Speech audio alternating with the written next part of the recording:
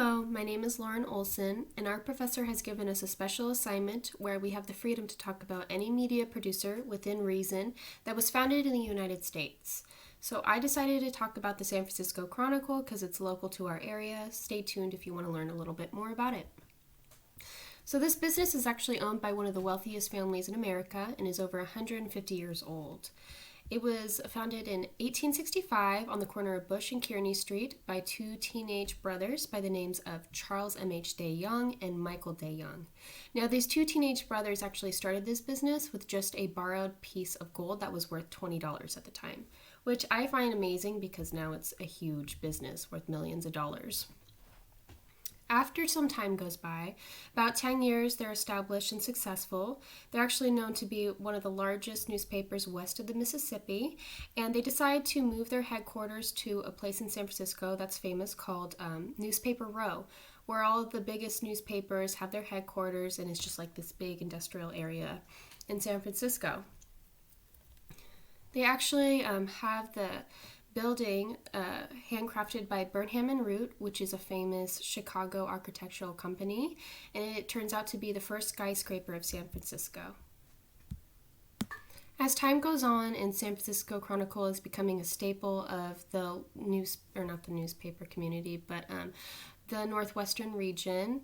In the late 1960s, a serial killer that proclaimed himself to be the Zodiac started to come on the scene and start killing people in the city and throughout the Bay Area.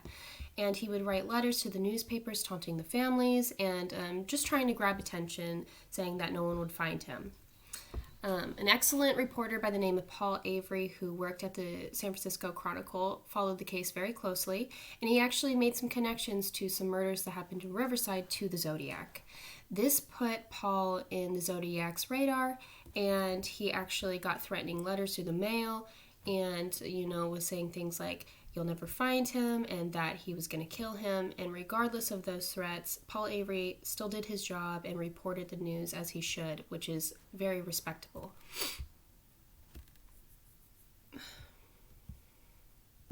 After this terrible event, the newspaper grew in popularity once again and knocked its rivals out of the waters.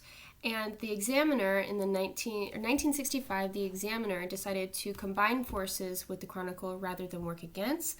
And they created a plan so that on the Sunday paper, the Chronicle would be the morning portion of the news, and then the Examiner would be the afternoon portion of the news.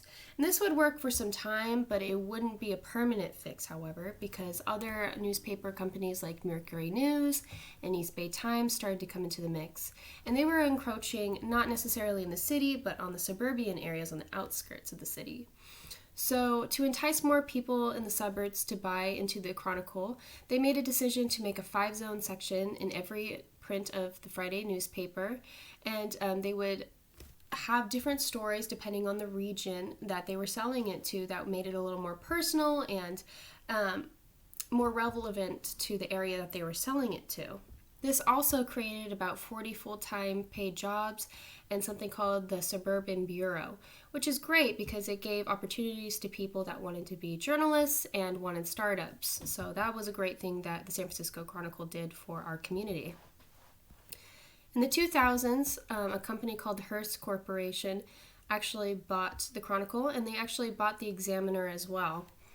Now, a little bit about the Hearst Corporation.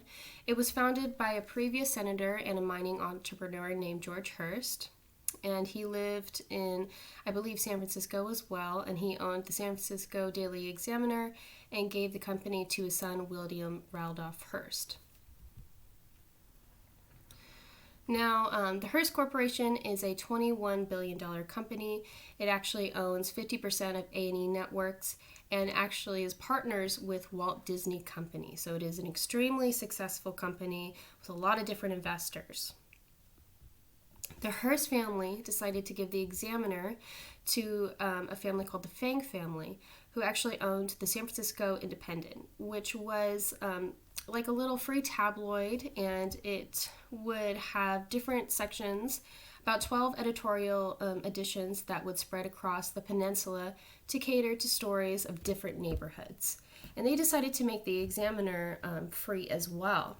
Now what this did is it made the San Francisco Chronicle, the only daily broadsheet newspaper in the Bay.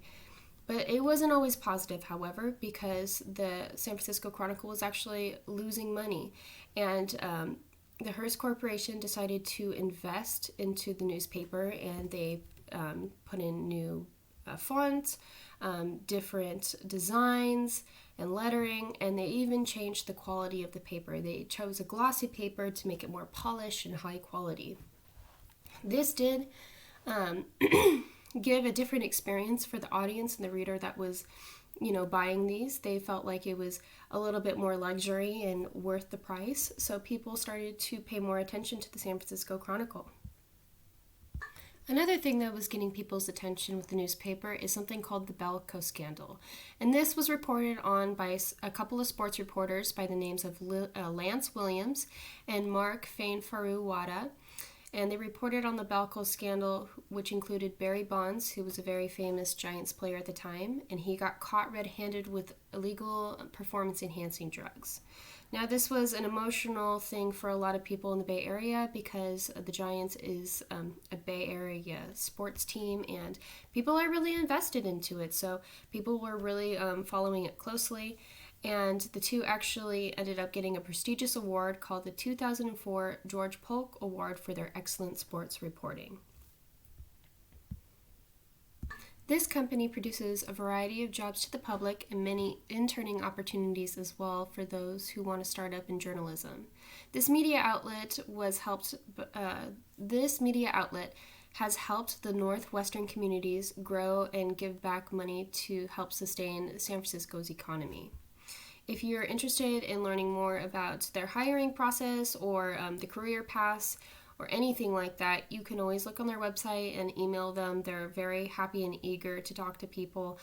They have responded back to me very quickly. So if you are interested in reporting, I would suggest going and looking at them.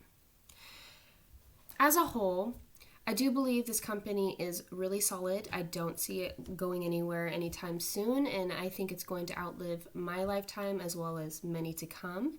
It is a great company that is run by an intelligent team of people that know advertisement and how to elevate their business. So if you are interested in journalism, I suggest that you go over and check out the San Francisco Chronicle. Thank you.